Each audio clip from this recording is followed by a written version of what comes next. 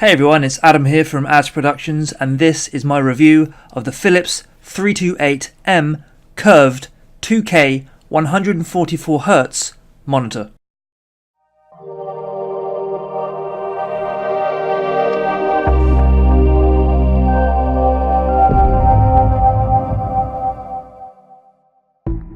So let's say you get this box home, you take it out of the packaging and then you lift it out of the box. You'll immediately notice that the metal stand is quite large. The build quality feels very solid, it doesn't feel cheap, there's a good weight to the monitor. Slightly heavy, but how often are you actually going to be moving around a 32-inch monitor? You're going to put it on your desk and you're going to get going. When looking face on at the monitor, you'll notice straight away that the borders surrounding the monitor are very, very thin.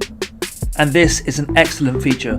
It makes the monitor look very neat and very tidy, and when you have full screen media on your PC, having it go all the way to the edge is just an added bonus. The metal stand looks quite cool, to be honest, when it's on your desk, but it's probably not necessary because it does take a fair bit of room up on the desk. So if you've got a small desk like I have, and you have a keyboard and mouse, you'll find that the monitor stand does kind of intrude on your personal space a little bit. Maybe I'm exaggerating slightly, but it does feel like it takes up more room than it perhaps should. Obviously this isn't a problem for those of you that have bigger desks, but for a small compact working environment, just bear in mind how large the stand seems to point out and take up room. In terms of altering the monitor for the best viewing angles and the height and things like that, it's pretty standard. You can move it up and down, you can move it down to the point where it's almost laying on your desk, and you can move it up to the point where you're looking basically at the sky at it. The tilting seems fairly average as well, nothing shocking or outstanding to report, just your average everyday run-of-the-mill monitor positioning. The stand height adjustment is around 130mm. You can also tilt the display from around -5 degrees all the way to 20 degrees. On the back there is a slightly strange power button that doubles as a navigation button. By this I mean you can press and hold, which will turn the monitor on and off. You can also toggle it up, down, left and right to initiate and navigate through the menu. The inputs on this display include a VGA port, 2 DisplayPort 1.2s, a HDMI 1.4, a HDMI 2.0, as well as PC audio in and headphone out. You have 2 5-watt built-in speakers that you're never going to use because you can get better speakers for about £30 or $30. Before we get started, I'm going to read some of the main system specs, if you like, of this display. I'm going to read it directly from the manual itself, so forgive me if I sound too boring because I'm going over the facts and figures, but this is what the display contains.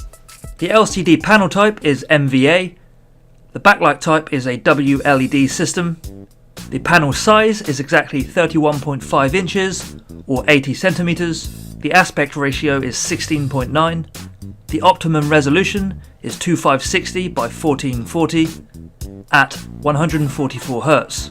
The response time is 4 milliseconds, the pixel density is 93 ppi, the contrast ratio is 3000 to 1, and the smart contrast ratio is 50 million to 1. The pixel pitch is 0.272 by 0.272 millimeters, and the viewing angle is roughly 178 degrees. You've also got around 16.7 million display colors. This is an HDR display. It features low blue mode, which I'll get onto shortly. It also uses quantum dot technology. It also uses FreeSync technology. The design of the menu is very low key. It's fairly intuitive. Up, down, left and right. You press the directional arrows left and right to go forward and backwards in the menu, and that's basically all there is to it. You've got a feature on there called Ambi-Glow, which is essentially the LED strip at the bottom of the monitor. Changes colour depending on your preference.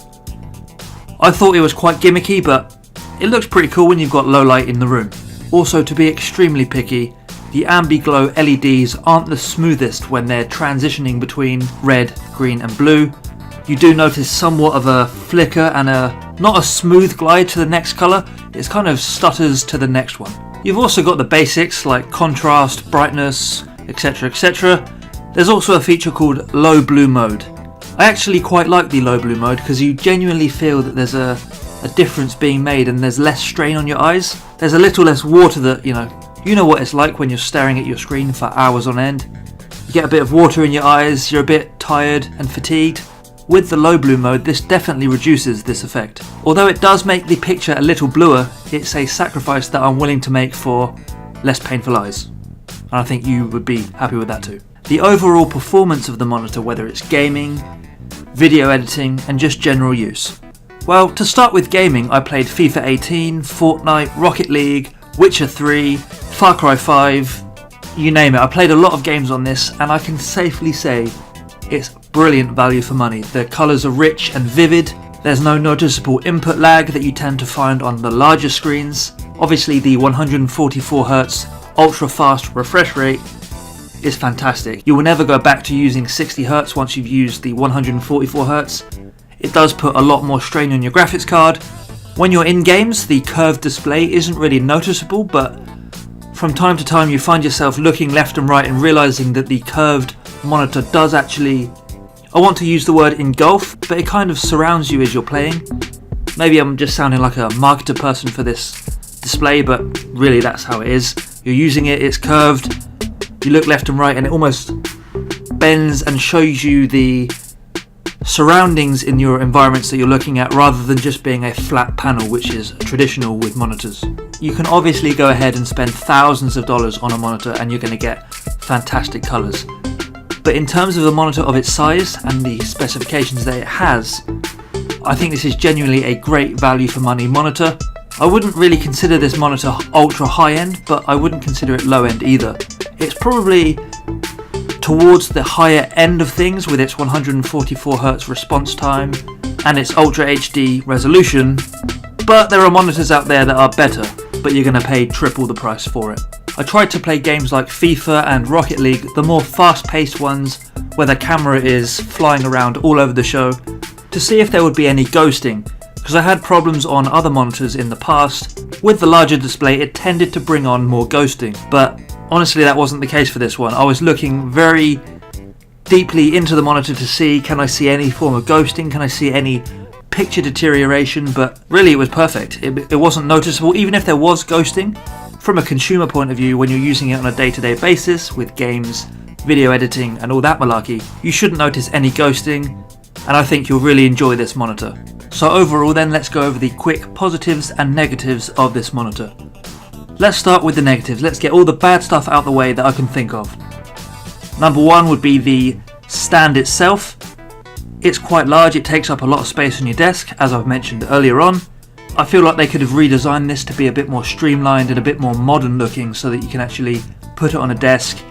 It be low profile, although it's a 32-inch monitor, I get that, but I feel like it could be standing on a more sleek designed stand. That's all. It's not a deal breaker, it's not going to make you not want to buy this monitor, but if you're like me and your desk is quite small, then this is something to be aware of.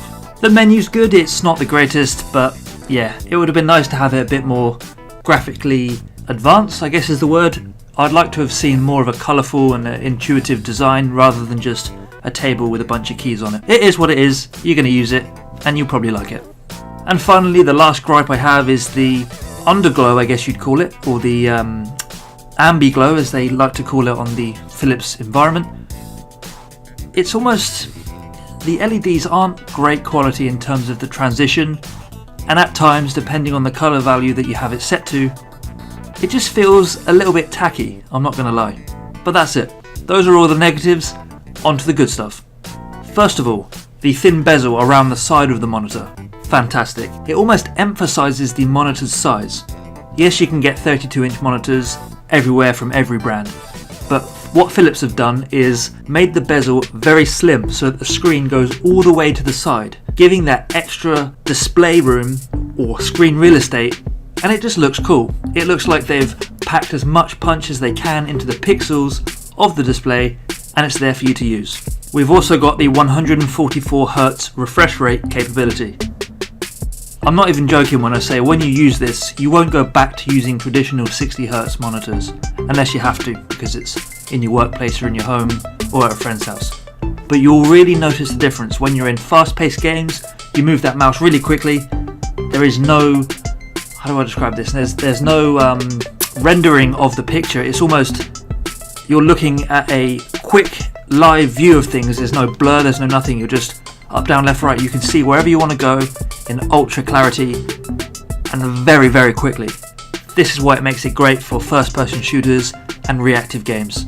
It's one of those things you have to try yourself to truly experience how good a fast refresh rate is. The viewing angle is also really cool as well. For my use case, I've sat this monitor down in a straight on point of view. I've went to the other side of the room with a chair and just had a look at the screen, and I don't see any loss of picture or any, you know when you sometimes look at the cheaper monitors and you can see a black shadow when you look to the left or right from a far away distance or an angle.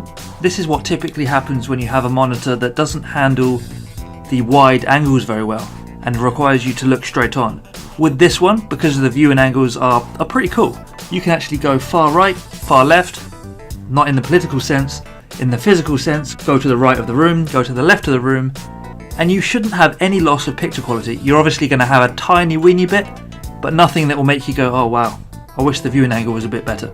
It really does show you the quality of the display, the fact that you can see it from wide angles, wherever you are, so long as you're looking in some direction at the monitor. Video editing with this monitor is just amazing. I spend most of the time on my PC making videos in Sony Vegas, editing timelines, moving clips here and there, and having the 32-inch screen real estate with a curved up to the edge of the frame display. Yes, you could have the best picture quality in the world, you could have the ultra 8K, high res this, high res that, but the fact remains, having a big screen is great for screen real estate for any type of editing work, Photoshop and production work. I just can't fault it really. I love having a big screen to move things around and get the job done. I know I say that over and over again, but it really does help me edit videos quicker because I can have the timeline at the bottom, the media in the library and the preview window so that I can actually see what I'm working with. If you're into video editing, get as big of a screen as you can. Obviously don't go too large because that will just get mad. You don't want to have the 100-inch wallpaper LG screen. You want something like this. 32-inch I think borders on any bigger, then you might as well get a industrial size monitor or a TV. Any smaller, then yeah, big screen, awesome. So that pretty much covers it. I'm going to be stopping talking now and I'm going to let you guys leave a comment with whatever question you have, with whatever detail you want to know a bit more about. Leave it all down in the comments below. Either myself or someone else that watches this video that has the monitor will hopefully be able to answer your question. I'm going to be using this as my daily driver for probably years to come. So if you want to ask me, oh, how did it fare 6 months in? Ask away and I'll tell you exactly how it is, along with any other information that you might require. Thank you very much. This has been Adam from Ads Productions with the review of the Philips 328M Ultra HD 2K 144Hz refresh rate display. Thanks for watching.